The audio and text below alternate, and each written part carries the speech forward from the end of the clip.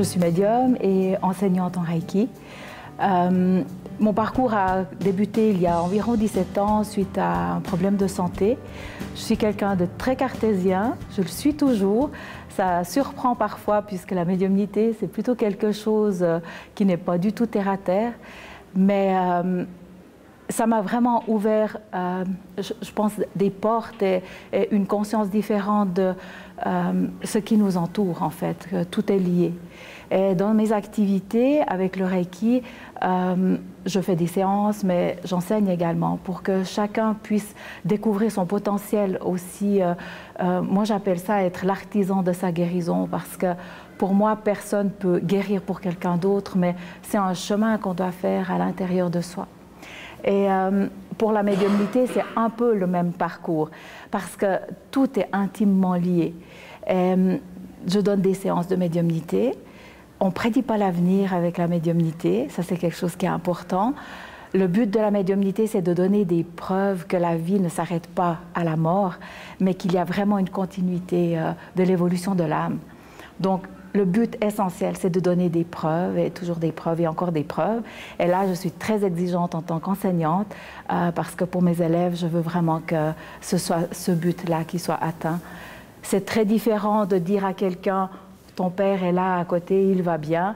Mais si on dit à cette personne comment ce papa est décédé et quels sont les souvenirs en commun et quelle était sa profession, qu'est-ce qu'il aimait faire, alors ça prend tout son sens. Et j'aime travailler dans ce but-là. Pour moi, la médiumnité n'a pas été un don. Je ne peux pas parler que j'avais cette capacité de parler avec les morts quand j'étais enfant, parce que j'ai aucun souvenir de ça. Mon seul souvenir lié à l'enfance et à la mort, c'est lorsque ma grand-maman m'envoyait prier chez des personnes qui étaient décédées. Et ça s'arrête là. Le développement de cette capacité-là a été fait vraiment suite à des prises de conscience après ma maladie et après des décès dans ma famille qui m'ont beaucoup touchée. Ma nièce et mon neveu qui sont décédés à l'âge de 17 et 19 ans. Et ça a été vraiment quelque chose de très difficile à vivre. Et donc, tout à coup, on se pose des questions. Donc, le développement des ressentis liés à la médiumnité, c'est quelque chose qui s'est fait progressivement. Et ensuite, je suis allée me former en Angleterre où la médiumnité est quelque chose d'établi depuis très, très, très longtemps et où on peut profiter de l'expérience de beaucoup de personnes vraiment extraordinaires. J'ai appris la médiumnité. Ça s'est développé, comme j'ai dit, petit à petit. Ça veut dire des ressentis, des perceptions, l'impression qu'il y a une présence. Et j'avais vraiment envie de comprendre parce que au départ, on a l'impression qu'on devient un petit peu fou et comme ce n'est pas quelque chose qui est très courant, c'est difficile d'avoir des bons renseignements. Et je n'ai jamais été envahie ou possédée par une entité parce que pour moi, le monde spirituel est vraiment un monde de joie et d'amour et qui vient vraiment pour nous réconforter, pour nous encourager, pour nous donner des messages, oui, mais c'est toujours très, très positif. Et j'aime travailler dans ce sens-là. Ça veut dire que j'ai appris à développer et en fait, la médiumnité, c'est comme apprendre une langue étrangère. Ça veut dire que si j'apprends l'anglais ou l'allemand, je vais peut-être développer un certain vocabulaire, mais si je ne comprends pas l'essence de la phrase, alors je ne vais pas pouvoir la traduire. Et dans la médiumnité, c'est la même chose. Les personnes décédées qui viennent pour nous parler, nous donnent des images, nous donnent des sensations, et c'est à nous à traduire. Et ça, c'est toute la difficulté de la médiumnité, c'est d'apprendre à traduire correctement, de ne pas mettre nos mots sur des mots qui n'ont pas été dits, en fait. Donc, c'est une grande responsabilité aussi. Et c'est pour ça que je suis très exigeante et que je demande vraiment que les personnes qui travaillent ou qui apprennent la médiumnité travaillent dans ce sens-là. Dans une séance de médiumnité, c'est clair qu'il y a des personnes qui viennent avec des attentes. L'attente peut-être d'une visite en particulier. Peut-être si c'est une maman qui est décédée, on a envie de communiquer avec cette maman. La première chose que je dis aux personnes, c'est que je n'ai pas la capacité d'aller contacter une personne en particulier dans le monde spirituel. C'est le monde spirituel qui décide ce qui est juste pour la personne aujourd'hui. Je dirais que le 90% des attentes est comblé parce que souvent le monde spirituel répond à cette attente. Mais il y a encore un 10% où c'est quelqu'un d'autre qui va venir en visite ou c'est peut-être une autre personne parce que c'est nécessaire pour la personne aujourd'hui, par rapport au message qui sera transmis. ou peut-être qu'il n'y aura personne, parce que le besoin de la personne aujourd'hui, c'est que je parle de sa vie, de ses potentiels, et pas forcément d'un message du monde spirituel. Donc le but d'une séance, c'est pas de prédire l'avenir, ça c'est sûr, c'est de répondre aux besoins de la personne et non pas à ses désirs. Et ça, c'est des fois difficile parce qu'on peut vraiment percevoir qu'une personne attend quelque chose de particulier. Mais notre rôle est d'être juste l'intermédiaire entre le monde spirituel et le monde des vivants et donc de donner ce qui est juste pour la personne.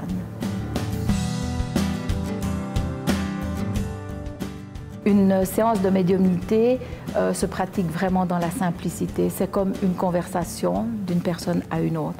Ça veut dire que les personnes viennent chez moi, je ne me déplace pas chez les autres personnes. Je pratique beaucoup la méditation. C'est ce qui me permet d'avoir une fondation qui est solide puisque la plus grande difficulté, c'est de faire taire le mental dans une séance.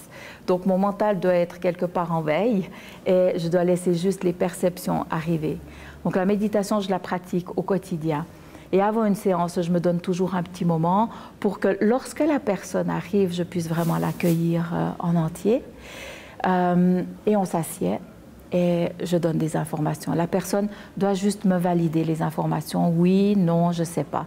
Je ne demande pas pourquoi la personne est venue. Parfois, ça arrive qu'elle me dit « je viens pour une raison professionnelle ». Ok, je vais travailler dans ce sens-là, mais je n'ai pas besoin d'avoir de détails. Le but, c'est que ce soit moi qui travaille et qu'elle puisse être en confiance dans le sens que je ne la connais pas, je ne pouvais pas savoir ces informations-là. Il n'y a pas autrement de rituel, sauf que j'allume une bougie, et ça c'est parce que j'aime les bougies en fait, mais ce n'est pas absolument nécessaire dans la séance. Le Reiki est essentiellement une thérapie énergétique. Ça veut dire qu'en tant que praticien en Reiki, on va canaliser l'énergie qui nous entoure, on va fusionner cette énergie qui nous entoure avec notre propre énergie et puis on va la retransmettre. Et on est vraiment juste un canal. Ça veut dire que ce pouvoir, entre guillemets, de guérison ne nous appartient pas. C'est vraiment quelque chose qu'on transmet, qui va aller là où c'est nécessaire chez la personne.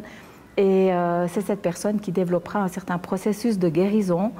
Pour moi, la guérison, c'est dans un sens large du terme. C'est vraiment une guérison soit physique, émotionnelle, spirituelle, vraiment ce qui est le plus urgent chez cette personne, pas forcément ce qu'on attend au départ. Une séance de Reiki se pratique un peu différemment parce qu'il s'agit vraiment d'une thérapie. Ça veut dire que c'est aussi une thérapie qui est reconnue par les assurances complémentaires. Donc là, quand j'accueille une personne, je vais lui expliquer comment je travaille. La personne est allongée sur une table de massage, elle reste habillée, je lui pose une couverture et ensuite c'est un soin énergétique. Donc je vais poser mes mains sur différentes parties de son corps, là où je sens que c'est nécessaire. Et une séance de Reiki dure environ 45 à 60 minutes, ça dépend. On ne fait pas la conversation pendant une séance de Reiki, ça me permet de rester centré, ça permet à la personne aussi de bien ressentir ce qui se passe. Et à la fin de la séance, on prend un petit moment pour échanger, savoir comment ça s'est passé pour la personne. Lorsqu'on fait des traitements de Reiki, ma façon de faire, c'est que je ne donne jamais un deuxième rendez-vous. J'aime bien que les personnes, déjà, elles ont appris à me connaître, peut-être que je lui conviens, peut-être que je ne lui conviens pas. Peut-être que la thérapie lui convient, peut-être pas. Et j'aime bien que la personne puisse ressentir quels étaient les effets de cette séance. Est-ce que ça lui a apporté un apaisement? Est-ce qu'il y a eu une augmentation des douleurs, ce qui peut aussi arriver, ou vraiment une diminution des douleurs? Et ça permet aussi à la personne d'être à l'écoute d'elle-même et de se dire peut-être au bout d'une semaine, tiens, ça m'a bien convenu et je vais retourner, peut-être au bout d'un mois et peut-être pas. Et ça permet à la personne de aussi prendre sa part de responsabilité. C'est la 4e année que je viens au Salon du Mieux Vivre. J'y venais avant en tant que visiteur. J'aime beaucoup l'ambiance conviviale, familiale. C'est très intime. Et bon, c'est ma région, donc forcément, j'aime y venir. En tant qu'exposant, j'aime aussi que les gens puissent me rencontrer. Pour moi, c'est aussi essentiel. Je fais des démonstrations publiques ou des conférences, plutôt ici une conférence. C'est l'occasion pour les gens de voir qui je suis, de voir aussi si je corresponds. Je ne suis pas cachée derrière un pseudo ni un numéro de téléphone. Ça, pour moi, c'est essentiel aussi. J'assume qui je suis et j'en prends la responsabilité. Donc, c'est pour ça que j'aime venir ici. J'aime ce salon, effectivement, parce qu'il y a une âme. Et je pense que ça vient beaucoup du comité, des organisateurs. C'est eux qui mettent cette énergie-là. Et je pense qu'il y a un choix aussi par rapport aux exposants, par rapport aux conférences. C'est toujours très intéressant. Et comme je suis quelqu'un qui est très famille, j'ai l'impression que c'est une autre famille. Et c'est ce qui me parle beaucoup, ça me touche énormément. Le thème ressources de vie, pour moi, il est essentiel. Chaque personne doit aller retrouver ses propres ressources. Personne ne peut le faire pour quelqu'un d'autre. On vient tous d'une certaine source. Et c'est vraiment essentiel que chacun découvre son propre talent et ses propres potentiels. Je pense que c'est notre mission de vie, avant tout, de découvrir nos propres potentiels et nos propres talents. On n'est pas tous faits pour faire la même chose. Peut-être quelqu'un est fait pour être une magnifique maman et mère au foyer, et quelqu'un d'autre un boulanger, ou peu importe. Chaque personne a des ressources en lui. Et lorsqu'on vit des drames, par exemple, tel un décès, on peut découvrir un potentiel qu'on sous-estimait certainement, qu'on n'imaginait pas possible. Mais c'est vrai que parfois, on a besoin d'avoir une aide extérieure, peut-être juste une écoute attentive, pas forcément des conseils qu'on suivra, mais juste une oreille, juste un moment partagé, ou juste un sourire, ou peut-être que c'est une thérapie, peut-être que c'est une séance de médiumnité, mais je préfère avant tout avoir un dialogue avec les gens, parce que c'est comme ça qu'on établit aussi une relation de confiance. Dans le salon, c'est ce que j'aime. J'aime pas vendre, je ne suis pas une vendeuse, donc pour moi, juste avoir un moment de partage avec quelqu'un, c'est tellement précieux. Et j'aime pouvoir montrer aux personnes qu'ils ont leurs propres ressources. J'aimerais vraiment inviter le public à venir au Salon du Mieux Vivre. Je pense que c'est vraiment un endroit qui est fait pour les rencontres, avant tout. Ensuite, il y a les découvertes, bien sûr, qu'on peut faire dans les différentes thérapies ou autres proposées. Ce qui est surtout essentiel, c'est que chacun ait confiance aussi en lui, que chacun découvre justement son potentiel et ait confiance dans son ressenti. Personne ne peut dire à l'autre ce qui est juste pour lui. On peut donner peut-être des petites indications, des petites pièces de puzzle que la personne mettra en place elle-même ou pas.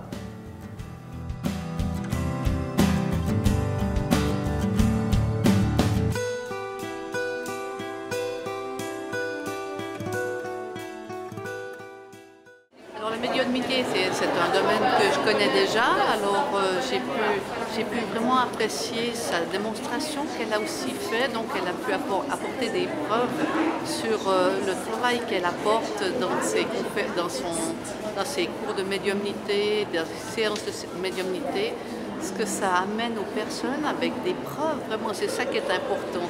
On peut effectivement être avec quelqu'un qui se dit médium, mais qui est très vague par rapport à dire, voilà, je vous apporte beaucoup d'amour, ce que tout le monde peut faire, mais là, elle apporte vraiment des preuves dans les contacts avec l'au-delà.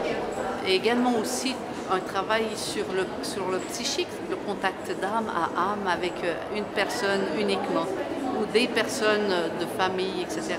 Voilà. C'était plein, c'était vraiment quelque chose de très très intéressant, très bien exprimé, avec beaucoup de chaleur, d'amour et de respect.